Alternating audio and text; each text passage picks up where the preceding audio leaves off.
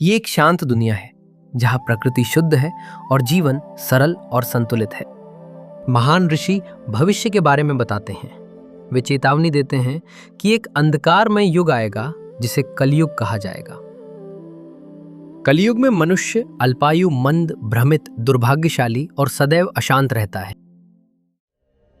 अब दुनिया बदलने लगती है, शहर प्रदूषित हो जाते हैं और चारों ओर अव्यवस्था फैल जाती है। लोग अपने फोन में खो जाते हैं और आपस का सच्चा संबंध खोने लगते हैं। भीड़ के बीच भी इंसान अकेला महसूस करता है और समाज धीरे धीरे अपनी मानवता खो देता है। रोजमर्रा की जिंदगी तनाव से भर जाती है।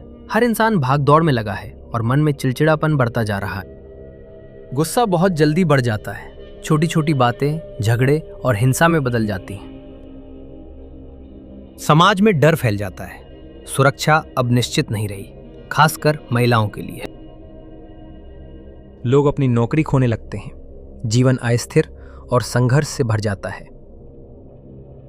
गलत संगति इंसान को गलत दिशा में ले जाती है और अच्छे संस्कार धीरे धीरे मिटने लगते हैं।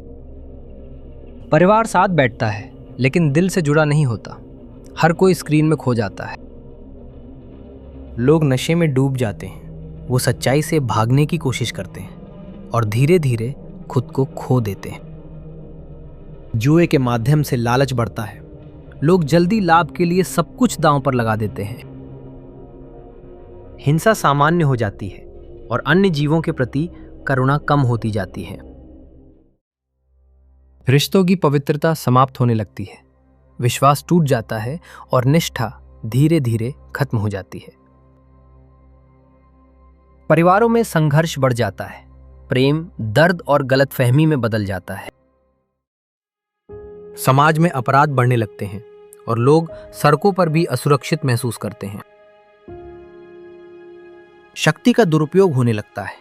कमजोर लोगों पर दबाव डाला जाता है और उनका शोषण किया जाता है। हिंसा सामान्य हो जाती है और इंसान का व्यवहार क्रोध के अधीन हो जाता है। बहुत से लोग भूख से पीड़ित होते हैं और उनकी मूलभूत आवश्यकताएं भी पूरी नहीं होती। प्राकृतिक आपदाएं आने लगती हैं और लोग डर और अनिश्चितता में जीते हैं। बाढ़ जीवन को नष्ट कर देती है और लोग जीवित रहने के लिए संघर्ष करते हैं। बीमारियां फैलने लगती हैं और डर हर दिन का हिस्सा बन जाता है। लोग बीमारियों से पीड़ित होते हैं और अस्पताल दुख और पीड़ा से भर जाते हैं। जीवन बहुत अस्थिर हो जाता है और हर ओर दुख और वियोग फैल जाता है। लोगों के बीच भय फैल जाता है और हर कोई चिंता और असमंजस में जीने लगता है। परिवार कठिनाइयों से गुजरते हैं और हर घर में दुख प्रवेश कर जाता है। युद्ध सब कुछ नष्ट कर देता है और लोग अपनी जान बचाने के लिए भागते हैं। विनाश के बाद केवल सन्नाटा रह जाता है। सब कुछ टूटा हुआ और खाली महसूस होता है। बाहर से लोग खुश दिखाई देते हैं लेकिन अंदर से पूरी तरह खाली होते हैं। अकेलापन चुपचाप बढ़ता जाता है। सब कुछ होने के बाद भी शांति नहीं मिलती। भौतिक सफलता बढ़ती है लेकिन सच्ची खुशी धीरे धीरे गायब हो जाती है। बिना आध्यात्मिक जीवन के भविष्य खाली हो जाता है। भविष्य और अधिक अंधकारमय हो जाता है। शहर कृत्रिम और नीरस बन जाते हैं। लोग अपनी भावनाएं खो देते हैं और मशीनों की तरह जीने लगते हैं। मशीनें इंसानों की जगह लेने लगती हैं और लोग स्वयं को निरर्थक महसूस करने लगते हैं। कृत्रिम बुद्धिमत्ता सब कुछ नियंत्रित करने लगती है और मानव की स्वतंत्रता समाप्त हो जाती है। अंत में इंसान पूरी तरह अकेला रह जाता है। न कोई संबंध, न कोई शांति। सच्ची शांति आध्यात्मिक जीवन से शुरू होती है। ऋषि आते हैं जो मानवता के लिए शाश्वत ज्ञान लेकर आते हैं। गंगा के तट पर बैठे व्यासदेव जीवन का गहरा सत्य प्रकट करते हैं। वे जीवन का उद्देश्य समझाते हैं और भौतिक भ्रम से परे जाने का मार्ग दिखाते हैं। पहला कदम शुरू होता है पवित्र नामों के जप की सरल साधना से।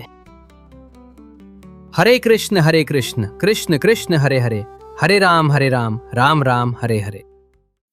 अंधकार से प्रकाश की ओर ये परिवर्तन तब शुरू होता है जब जीवन भक्ति से जुड़ता है। हरे कृष्ण महामंत्र के जप से मन शांत होता है और आत्मा को सच्ची शांति मिलती है। श्रील प्रभुपाद की पुस्तकों से सच्चा ज्ञान जागृत होता है और जीवन का मार्ग स्पष्ट हो जाता है।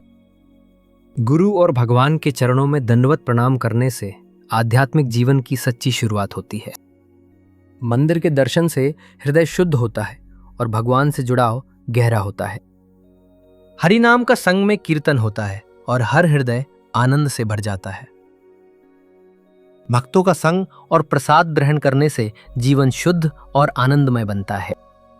यही है सच्ची शांति, यही है सही मार्ग। कृष्ण भक्ति ही जीवन का अंतिम लक्ष्य है।